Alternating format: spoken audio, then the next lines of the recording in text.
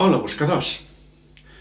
Ara toca l'ascendent a cranc, el signe de càncer.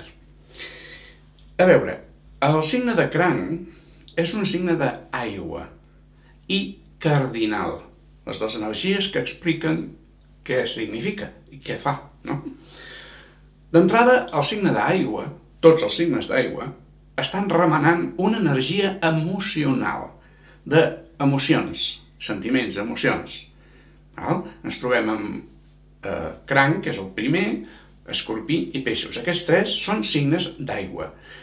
Significa que les emocions és el més important per aquest signe. I el ser cardinal, el que indica és que hi ha d'haver-hi moviment. Els signes cardinals, recordeu que hi ha cardinal, fixe, mutable. El cardinal és el que té l'energia de moviment, de començar les coses. Per això, una persona el signe de cranc, una persona que tingui el sol a cranc, el que farà serà viure les emocions constantment. A la seva vida, què és el més important? Les emocions.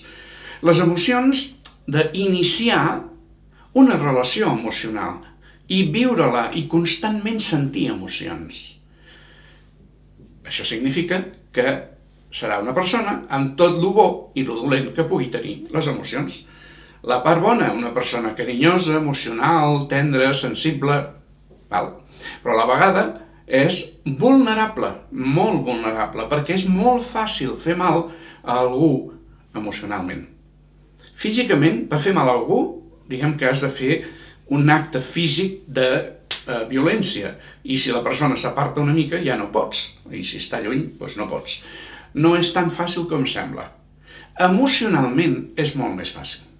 Amb les paraules, amb una mirada, amb una actitud, segons què fas, segons què deixes de fer, és molt fàcil causar dolor o que una altra persona senti dolor emocional.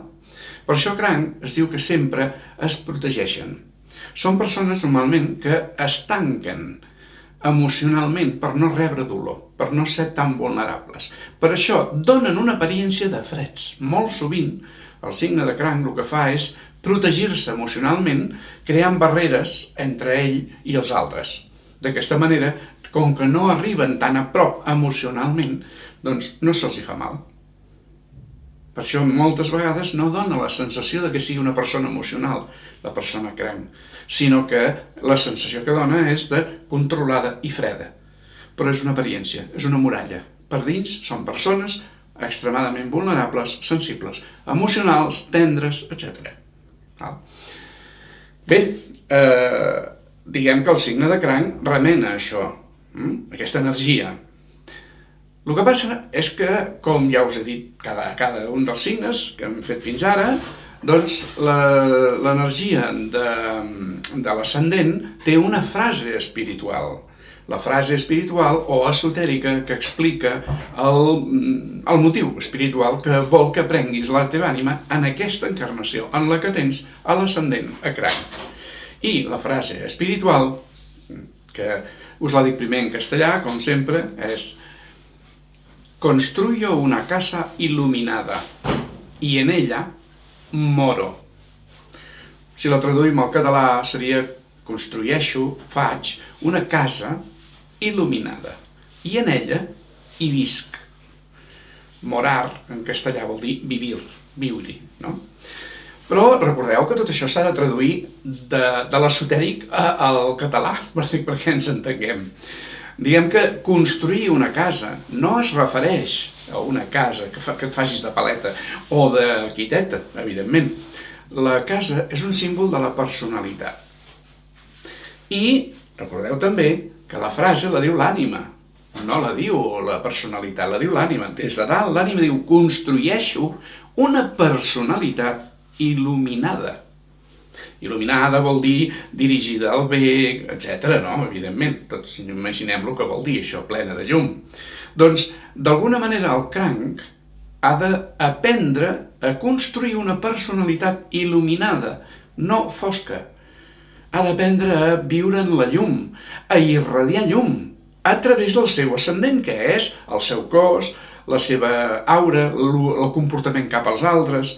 La tendència, com que és emocional, hem dit, cranc és emocional, i per tant vulnerable, és tancar-se.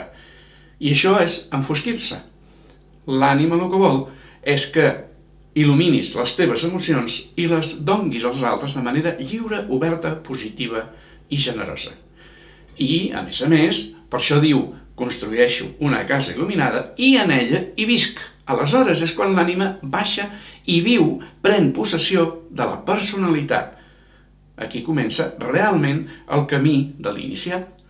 Per això és una frase esotèrica, que te diu, si tens l'ascendent a cranc, el que has d'aprendre en aquesta vida o en les que necessitis.